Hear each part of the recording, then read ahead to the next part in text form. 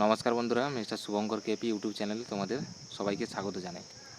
তো তোমরা জানোই লোকসভার ভোট প্রায় শেষের পথে এবং ভোট শেষ হলেই তোমাদের পরীক্ষার ঘন্টা বাজবে এবং আশা করি এতদিনে তোমাদের প্রত্যেকেরই সিলেবাস কমপ্লিট এবং প্রত্যেকেই মক টেস্ট সুন্দরভাবে দিচ্ছ। তো আজকেই আমি আমার এই ভিডিওটাতে কিভাবে তোমরা 60+ স্কোর করবে ডব্লিউপি কিংবা কেপিতে, কোন কোন টপিকগুলো পড়ার দরকার আছে, কোনগুলো খুব ইম্পর্টেন্ট বারবার কোশ্চেন আসে, সেইগুলো নিয়ে আমি আলোচনা করব। সে জিকেই হোক, জিআই হোক, ম্যাথ হোক, ইংলিশ, সমস্ত কিছু নিয়ে আমি একটা আলোচনা করব, যাতে এই টপিকগুলো তোমরা ভালো করে পড়লে 60+ স্কোর অনায়াসে করতে পারবে। দেখো, কম্পিটিটিভ এক্সামগুলোতে একটা কথা সবসময় জন্য জানবে, যত স্টাডি মেটেরিয়ালস কম রাখবে, যত সোর্স কম করবে, ততই তুমি ভালো বেনিফিট পাবে। কেন বললাম? যেহেতু এটা মাধ্যমিক বেস একটা পরীক্ষা, খুব যে বেশি সিজিএল বা ডব্লিউবিসিএস পর্যন্ত পড়তে হবে এমনটা নয়। ট্রেন্ড বোঝো, কোশ্চেনের ট্রেন্ড কীভাবে আসে, কোন কোন টপিক থেকে বেশি এসেছে, সেই কোশ্চেনগুলো তুমি ভালো করে ফলো আপ করো, দেখবে অনায়াসে নাম্বার চলে আসবে। মানে কম্পিটিটিভ এক্সামগুলোতে মানে সব থেকে বড়ো জিনিস হচ্ছে কোনটা পড়বো, কোন টপিকগুলো পড়ার দরকার আছে, আর কোন টপিকগুলোকে ছেড়ে দেওয়া আছে, সেটাই জানতে হবে আগে। তো সেই রকমভাবে আমি সব থেকে ইম্পর্টেন্ট টপিকগুলো নিয়ে আলোচনা করব ভিডিওতে। চলো, ভিডিওটা শেষ পর্যন্ত দেখার অনুরোধ থাকলো, শুরু করা যাক। প্রথম যে চ্যাপ্টারটা করবে 60+ স্কোর করার জন্য, অঙ্কের কথা বলি। অঙ্কে দেখো, প্রথম হচ্ছে লাভ ক্ষতি, পাশে আমি ভিভিআই লিখে রেখেছি। তুমি যদি প্রিভিয়াস ইয়ার কোশ্চেনগুলো দেখো, লাভ ক্ষতি থেকে হিউজ পরিমাণ কোশ্চেন আছে, এবং এর পাশে যেটা লিখে রাখতে হবে ডিসকাউন্ট বা ছাড়, যে চ্যাপ্টারটা, এখান থেকে কিন্তু প্রচুর কোশ্চেন এসছে। এরপরে যেটা হচ্ছে শতকরা, দেখবে ম্যাথের পুরো চ্যাপ্টারটা দাঁড়িয়ে আছে এই শতকরা আর রেশিও প্রপোর্শন, এই দুটো চ্যাপ্টার উপরে। শতকরা চ্যাপ্টারটা ভালো করে দেখবে, মানে এখানে যত রকম টাইপের অঙ্ক হয় সমস্ত কিছু দেখে রাখতে হবে। এরপরে যেটা আছে চক্রবৃদ্ধি সুদ এবং সরল সুদ, এটাও তাই। 4 নম্বর যেটা আছে সময় ও দূরত্ব, এবং এখানে বলে রাখি সময় দূরত্বের পাশাপাশি ট্রেন আর স্রোতের অঙ্ক দুটোই সময় দূরত্বের মধ্যেই পড়ে, এটাও দেখে রাখতে হবে। এরপরে যেটা 4 নম্বর লিখে রেখেছি সরলীকরণ, যাকে আমরা সিম্পলিফিকেশন বলি, যেটা বদমাস রুল ফলো করে আমরা করে থাকি, দেখো ভিভিআই লিখে রেখেছি। এই চ্যাপ্টারগুলো খুব ইম্পর্টেন্ট চ্যাপ্টার। 6 নম্বর হচ্ছে অনুপাত সমানুপাত, রেশিও অ্যান্ড প্রপোর্শন, এই চ্যাপ্টারটা ভালো করে দেখে রাখবে। এরপরে যেটা হচ্ছে লসাগু ও গসাগু, এটা ভালো করে দেখবে। এরপর 8 নম্বরে আছে সময় ও কার্য, এবং অবলিক দিয়ে রেখেছি নল ও চৌবাচ্চ, কারণ সময় ও কার্য, নল চৌবাচ্চা দুটো চ্যাপ্টারে হচ্ছে সেম, যে কোনো একটা চ্যাপ্টার হলে আর একটা চ্যাপ্টার হবে। তুমি যদি সময় কার্য ভালো করে পারো বা শিখতে পারো, নল চৌবাচ্চাও তুমি পারবে। এরপরে যেটা হচ্ছে মিশ্রণ, মিশ্রণ চ্যাপ্টারটা ভালো করে দেখে রাখতে হবে। এরপরে আসছি পরিমিতি, পরিমিতিতে হচ্ছে আয়তক্ষেত্র, বর্গক্ষেত্র, ত্রিভুজ, শঙ্কু, চোঙ, আয়তঘন, এই যে 6টা চ্যাপ্টার বললাম, এই 6টা চ্যাপ্টারই সূত্র তুমি জানলে, ফর্মুলা জানলে, যে কোনো অঙ্কই পার। তাহলে এই 6টা চ্যাপ্টার ভালো করে দেখে রাখলে পরিমিতির মধ্যে পড়ে। এবং এখানে অঙ্কের ক্ষেত্রে বলে রাখি, ত্রিকোণমিতি থেকে সাধারণত ডব্লিউপি এবং কেপিতে কোশ্চেন আসেনি, একটা এসেছিল মনে হয় ডব্লিউপিতে, সাধারণত কোশ্চেন আসে না, তাই ত্রিকোণমিতিটা অ্যাভয়েড করে যাবে। এবং শেষ যে চ্যাপ্টারটা বলবো গড়, গড় চ্যাপ্টারটা কিন্তু খুব ইম্পর্টেন্ট চ্যাপ্টার। তাহলে ম্যাথে তো চ্যাপ্টার তো অনেক রয়েছে, তবে সব থেকে বেশি কোশ্চেন আছে এই মাত্র কয়েকটা 12টা চ্যাপ্টার থেকে। এই চ্যাপ্টারগুলো ভালো করে ফলো আপ করো, দেখবে 25-এর মধ্যে তুমি 22 থেকে 23টা অঙ্ক অনায়াসে তুমি করতে পারবে। এরপরে আসছি রিজনিং। রিজনিং এ প্রথম যেটা দেখবে কোডিং ডিকোডিং, একদম ভিভিয়ে লিখে রাখো। কোডিং ডিকোডিং থেকে প্রায় 7-8 রকম টাইপের রিজনিং হয়, এবং এই 7-8টা টাইপ ভালো করে দেখে রাখবে কোডিং ডিকোডিং চ্যাপ্টার দেখলে। এরপরে হচ্ছে ম্যাথমেটিক্যাল অপারেশন, এটা আরো ইম্পর্টেন্ট চ্যাপ্টার, এখান থেকে প্রচুর কোশ্চেন আছে ম্যাথমেটিক্যাল অপারেশন। তুমি এসআই কিংবা কনস্টেবলের এক্সামগুলোতে প্রিভিয়াস ইয়ারের কোশ্চেনগুলো দেখো, তাহলে বুঝতে পারবে যে ম্যাথমেটিক্যাল অপারেশন থেকে কত কোশ্চেন আছে। তো এটা নিয়ে একটা ভিডিও আসবে অবশ্যই। সিলোজিজম দেখবে। র্যাঙ্কিং, র্যাঙ্কিংটা খুব ইম্পর্টেন্ট চ্যাপ্টার, মানে আমি যে এই চ্যাপ্টারগুলো আমার দেওয়ার উদ্দেশ্য হচ্ছে যেগুলো খুব ইম্পর্টেন্ট, মানে যেগুলো থেকে কোশ্চেন প্রচুর এসেছে। এছাড়াও তোমাদের যদি বাকিগুলো তো যদি পারো অবশ্যই দেখবে, কিন্তু যারা একদম দেখতে কম প্রিপারেশন নিয়েছো, তাদের ক্ষেত্রে মানে এই চ্যাপ্টারগুলো মাস্ট আগে করতেই হবে। এরপর যেটা হচ্ছে ডিস্টেন্স অ্যান্ড ডিরেকশন, এটা ভালো করে দেখলে। ব্লাড রিলেশন, দেখো যে চ্যাপ্টারগুলো এতগুলোর মধ্যেও যারা খুব ইম্পর্টেন্ট, মানে এক একটা এক্সামে 25টার মধ্যে 3টে 4টে করে এসে সেগুলো দেখো ভিভিএ আকারে আমি লিখে রেখেছি। তার মধ্যে একটা হচ্ছে ব্লাড রিলেশন, প্রচুর কোয়েশ্চেন আছে। এরপর হচ্ছে নাম্বার সিরিজ, এটা থেকেও আসে। এরপরে যেটা হচ্ছে লজিক্যাল অ্যারেঞ্জমেন্ট অফ ওয়ার্ড, এটা ভালো করে দেখলে ওয়ার্ড ফরমেশন, ব্যাস এই 9টা চ্যাপ্টার তুমি দেখে রাখো। এরপরেও যদি দেখতে চাও স্টেটমেন্ট কনক্লুশন থাকে, মিরর ইমেজ থাকে, সেগুলো দেখতে পারো। তবে এই 9টা চ্যাপ্টার যদি তুমি ভালো করে দেখো, রিজনিং তোমার একটা ভালো স্কোর আসবে। এরপরেও যদি সময় থাকে তুমি অন্যান্য চ্যাপ্টার দেখো, কোনো বাধা নেই, কিন্তু এই চ্যাপ্টারগুলো দেখে তারপর অন্যান্য চ্যাপ্টারে ফলো করো। এরপরে যেটা দেখতে হবে জিকে। দেখো জিকে কথাটা হচ্ছে জেনারেল নলেজ, জিকের কোনো সিলেবাস হয় না। তাহলে কি সিলেবাস শেষ হয় না? অবশ্যই হয়, কিন্তু এক্সাম ওরিয়েন্টেড তোমাকে পড়তে হবে। শুধু অন্ধের মতো মুখস্থ করে গেলাম, কিছুই লাভ হবে না। আর আলটিমেট যেগুলো পরীক্ষা আছে সেগুলো তোমাকে করে আসতে হবে। জিকের মধ্যে ইতিহাস পড়ে, ভূগোল পড়ে, সায়েন্স পড়ে, স্ট্যাটিক জিকে পড়ে। এবার প্রথমে অলরেডি তো সায়েন্স নিয়ে আমি তো ভিডিও দিয়েছি, স্ট্যাটিক জিকে কোন কোন টপিকগুলো পড়া দরকার আছে সেগুলো অবশ্যই প্লে লিস্টে আমি আলাদা করে দিয়েছি চ্যানেলে, ভালো করে দেখো। ইতিহাসে যেটা দেখবে, প্রথম হচ্ছে সিন্ধু সভ্যতা। সিন্ধু সভ্যতায় কোন স্থান থেকে কোনগুলো নিদর্শন পাওয়া গেছে, কে আবিষ্কার করেছেন, এই সময় দেখে রাখতে হবে।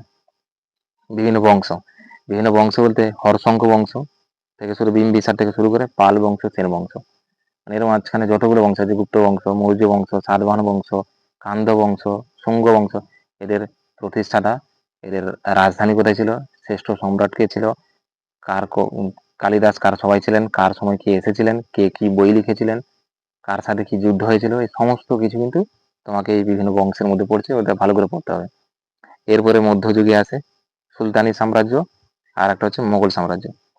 দেখো ইতিহাসের কোশ্চেন গুলো তো সব থেকে বেশি আসে আধুনিক ভারত থেকে, আর প্রাচীন ভারত থেকে আছে, মধ্য ভারত থেকে মোটামুটি কোশ্চেন আছে। সুলতানি সাম্রাজ্য, দাস বংশ থেকে শুরু করে একদম তুগলক বংশ পর্যন্ত ভালো করে দেখলে, প্রতিষ্ঠাতা, শ্রেষ্ঠ সম্রাট, কার সাথে যুদ্ধ হয়েছিল, কত সালে যুদ্ধ হয়েছিল, এগুলো ভালো করে দেখলে, কে কত সালে সিংহাসনে বসেছিলেন, কার ডাক নাম কি। এরপরে যেটা দেখবে মোগল সাম্রাজ্য, মোগল সাম্রাজ্যের প্রতিষ্ঠাতা বাবর থেকে শুরু করে একদম শেষ মোগল সম্রাট দ্বিতীয় বাহাদুর শাহ জাফর। মোগল সাম্রাজ্য থেকে কিন্তু প্রচুর পরিমাণ কোশ্চেন আছে, বিশেষ করে আকবর, আকবরের রাজত্ব একটু ভালো করে দেখে রাখতে হবে। মোগল সাম্রাজ্যের শেষের দিকের গুলো অত ইম্পর্টেন্ট না। এবং যুদ্ধের সালগুলো একটু ভালো করে দেখতে হবে, প্রত্যেকের আত্মজীবনী, কে কে আত্মজীবনী লিখেছিলেন, এগুলো একটু ভালো করে দেখে রাখতে হবে। এরপরে যেটা হচ্ছে গভর্নর ভাইসর, গভর্নর ভাইসর থেকে কিন্তু অনেক কোশ্চেন আছে। শর্তবিলোপ নীতিকে কোন গভর্নর চালু করেন, ভারতের প্রথম গভর্নর জেনারেল কে ছিলেন, এই ধরনের কোশ্চেন কিন্তু ভালো করে দেখে রাখবে। এরপর হচ্ছে গান্ধীজি, খুব ইম্পর্টেন্ট। গান্ধীজি জবে থেকে দক্ষিণ ভারত থেকে ভারতে প্রত্যাবর্তন করে 1915 থেকে, এবং 9 জানুয়ারি, এই জন্যই 9 জানুয়ারিকে প্রবাসী ভারতীয় দিবস হিসেবে পালন করা হয়। ওই 1917-তে তিনি বিহারের চম্পারণ আন্দোলনে অংশগ্রহণ করে, তবে থেকে একদম শেষ পর্যন্ত তিনি যে সমস্ত আন্দোলনগুলো করেছেন এবং তার যে ভূমিকা রয়েছে প্রত্যেকটা কিন্তু ভালো করে, গান্ধীজি থেকে কিন্তু কোশ্চেন আছে। জাতীয় কংগ্রেস, এটা তো একদম ভিভিআই লিখে রাখো। জাতীয় কংগ্রেস থেকে তুমি বিগত বছরের কোশ্চেনগুলো দেখো, কোশ্চেন 8টা থেকে 9টা কোশ্চেন এসেছে। এবারও ধরে রাখো জাতীয় কংগ্রেস থেকে একটা কোশ্চেন আছে, এবং আমি চেষ্টা করছি জাতীয় কংগ্রেস নিয়ে একটা ভিডিও দেওয়ার জন্য। এরপরে আছে সমাজ সংস্কারক আন্দোলন। দেখো সমাজ সংস্কারক আন্দোলন বলতে রাজা রামমোহন রায়, বিদ্যাসাগর, ডিরোজি, এদের যে কি কি ভূমিকা পালন করেছিলেন, এই ধরনের কোশ্চেন আছে। কত সালে কে কি সভা প্রতিষ্ঠা করেন, কে কি বই লিখেছিলেন, এগুলো তুমি একটু ভালো করে দেখে রাখতে হবে। এরপরে হচ্ছে 1857 মহাবিদ্রোহ। 1857 সালে মহাবিদ্রোহে কোন স্থান থেকে কে নেতৃত্ব দিয়েছিল, বলে বিহার থেকে কে নেতৃত্ব দিয়েছিল, কানপুর থেকে কে নেতৃত্ব দিয়েছিল, এদের শেষ পরিণতি কেমন হয়েছিল, কে এই যুদ্ধটাকে কি আখ্যা দিয়েছে, এই ধরনের কোশ্চেন প্রায় আসে। 10 নম্বর যেটা হচ্ছে বিভিন্ন প্রতিষ্ঠানের প্রতিষ্ঠাতা, যেমন সার্বনব সোসাইটি কে প্রতিষ্ঠা করেন, কিষাণ সভা প্রতিষ্ঠা কে করেন, এই ধরনের হোমরুল হোমরুল লীগ আন্দোলন কে প্রতিষ্ঠা করেন বা চালু করেন, এই ধরনের কোশ্চেন গুলো প্রায় আসে। এতগুলো টপিক আছে, প্রায় 10টা টপিক, যদি তুমি ইতিহাস কভার করো তাহলে ইতিহাসে তুমি কোশ্চেন কমন পেয়ে যাবে। এরপরে আমরা দেখবো ভূগোল থেকে। ভূগোল থেকে প্রথম যেটা আছে সৌরজগতের গ্রহ।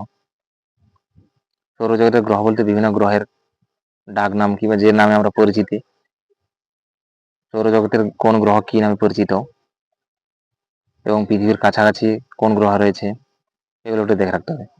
পৃথিবীর আবর্তন, আবর্তন গতি, পরিক্রমণ গতি, এখানে হচ্ছে পৃথিবীর অপসূর অবস্থান, অনুসূর অবস্থান, মহাবিষুব, জলবিষুব, কর্কট সংক্রান্তি, মকর সংক্রান্তি, এই সমস্ত কিছু দেখবে এবং এগুলো পাবে কোথায়?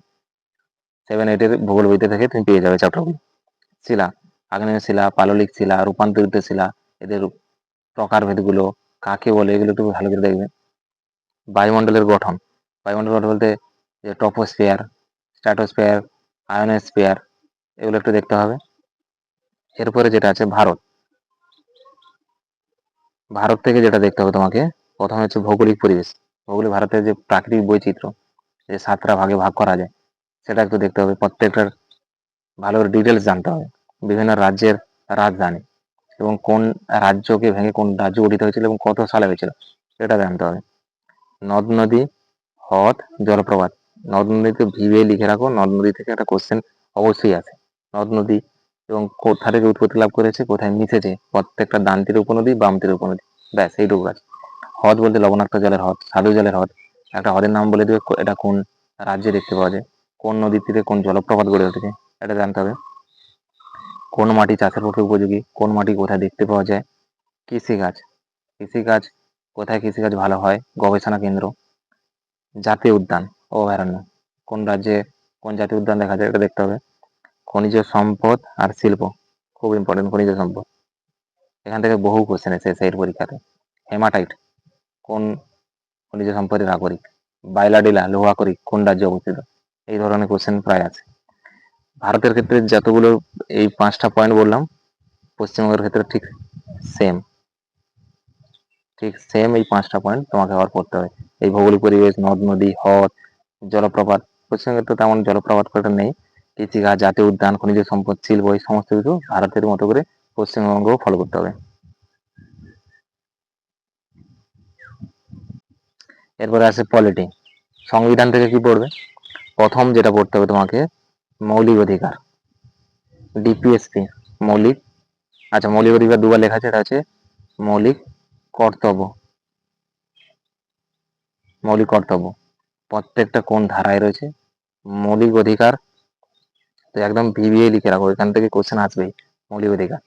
এরপর হচ্ছে প্রস্তাবনা, প্রস্তাবনা কত সালে গৃহীত হয়, কোন দেশ থেকে নেওয়া হয়েছে এবং প্রস্তাবনা একবার মাত্র সংশোধন হয়, সেটা কত সালে, কি কি ওয়ার্ড যুক্ত করা হয়েছে। পার্লামেন্ট, রাজ্যসভা, লোকসভা, কার কি ক্ষমতা রয়েছে, কতজন মেম্বার থাকে, এই সমস্ত কিছু। এর মধ্যে স্পিকার রয়েছে, স্পিকারও দেখবে। সংবিধান সংশোধন, কত নম্বর অ্যাক্টে কোন কত সালে কি সংশোধন করা হয়েছে। গুরুত্বপূর্ণ ধারা, গুরুত্বপূর্ণ আর্টিকেল গুলো তোমাকে জানতে হবে, খুব বেশি না জানলেও কয়েকটা জানলেই হবে। রাষ্ট্রপতি ইমপিচমেন্টের যে ধারা, এটা একটু ভালো করে দেখে রাখতে হবে।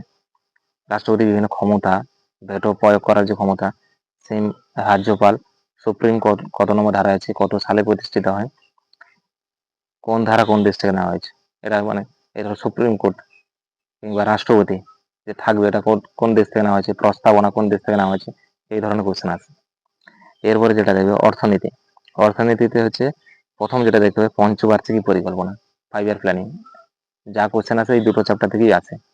নীতি আয়োগ আর একটা হচ্ছে আরবিআই, আরবিআই কত সালে প্রতিষ্ঠিত হয়, আরবিআই কত সালে জাতীয়করণ হয়, এই ধরনের কোশ্চেন আছে। এরপরে যেটা দেখতে হবে তোমায় স্ট্যাটিক জিকে, দেখো স্ট্যাটিক জিকেতে অলরেডি আমি তো ভিডিও করে দেওয়া আছে চ্যানেলে, 3-4টে ভিডিও করে দেওয়া আছে স্ট্যাটিক জিকেটা, এখানে আর বলে ভিডিওটা বড় করলাম না, ওখান থেকে দেখে নেও। এরপর যেটা দেখতে হবে ইংলিশ, আর তার আগে বলে দিই সায়েন্স, সায়েন্সটা হচ্ছে তো এটা নিয়েও একটা ভিডিও দেওয়া আছে, প্লেলিস্ট আলাদা করে দেওয়া আছে, তোমরা ওখানে দেখতে পারো। ইংলিশে যেটা দেখতে হবে one of substitution, fixed preposition, phrasal verb, grammar rules, grammar rules বলতে পার্টস অফ স্পিচগুলো ভালো করে দেখতে হবে এবং ওর সংক্রান্ত যতগুলো ইরর কারেকশন আছে, সেন্টেন্স ইমপ্রুভমেন্ট আছে, ওগুলো দেখবে। এরপরে যদি তোমার ক্ষমতা হয় বা ক্যাপাসিটি ভালো থাকে, সিনোনিম অ্যান্টোনিম এটা দেখলে।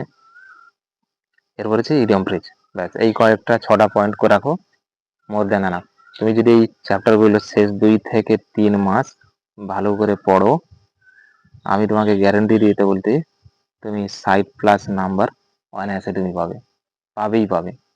এবং তার জন্য তোমাকে বেশি না 24 ঘন্টা 7 থেকে 8 ঘন্টা তুমি সময় দাও, সকালে 3 ঘন্টা, বিকেলে 1 ঘন্টা, রাতে 3 ঘন্টা, ব্যাস 7 ঘন্টা দাও। দিয়ে আমাকে বলো তোমার প্রিপারেশনটা কেমন চলছে, এবং যে যে টপিকগুলো বললাম ওই টপিকগুলো একটু ভালো করে করো, মোর দেন এনাফ তোমার পরীক্ষার নাম্বার তোলার জন্য। তো এই চ্যাপ্টারগুলো ভালো করে পড়ো, দেখবে প্রিপারেশন খুব ভালো হবে এবং পরীক্ষাও ভালো হবে। তো ভিডিওটা ভালো লাগলে লাইক শেয়ার কমেন্ট করো, দেখা হবে পরে কোনো ভিডিওতে। জয় হিন্দ, জয় ভারত।